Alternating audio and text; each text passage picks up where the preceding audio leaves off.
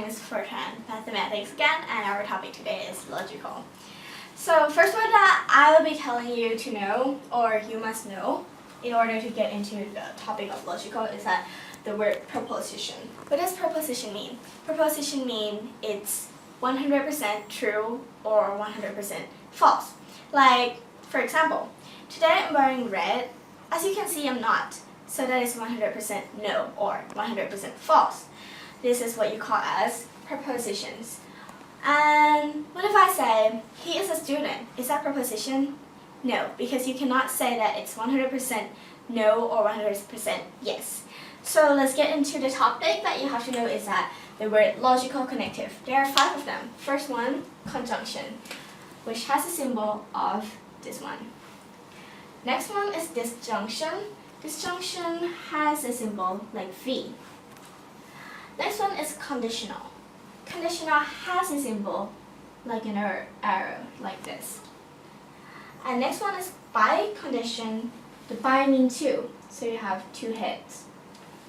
And the last one is negation, which some kind like negative, and it has a symbol like this.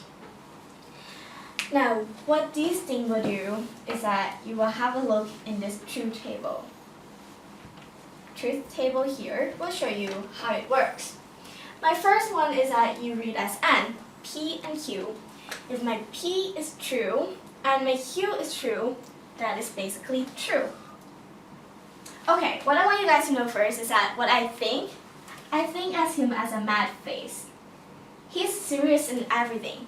So if it's not true and true, that would not be true. You get it? Okay, let's have a look. If it's true and true, it's true. But as I say that he is serious, so if it's not 2 of them that are true, it will be false. Like this one. And if it's false and false, it will never be true, as you can say, so that is false. But this one, I see him as a smiley face. So he's quite nice. So if you have 1 true, that will be true. Like this one, this will definitely be true. This one has 1 true, so yeah, let's say true. This one has 1 true, so let's say true. But this one doesn't have any of the truth, so false. Now, what if I say this one? This one is P then Q. If P is true, then Q is true. So true and true. What I do is that I see an arrow, the head pointing towards something, and that is truth. Like if head is pointing toward false, that will turn out to be false. If head is pointing toward to truth, that is truth. Except this one. If false is pointing to false, that will basically be truth. Remark this one and you have to remember it. And the last one is that biconditional. So the biconditional is that if it's true and true, that is true. If it's false and false, that is false. You get it? What this means is that if it's the same thing, like true and truth or false and false, that will basically be true. But if it's different, like true and false or false and true, that will be false. Alright? Remember this. You will have to use these things all the way in this chapter in order to pass it. Okay, so I got one question for you before I go. And here's an example. So given a statement and you were asked to find if it's true or false. When P and Q is true and R is false.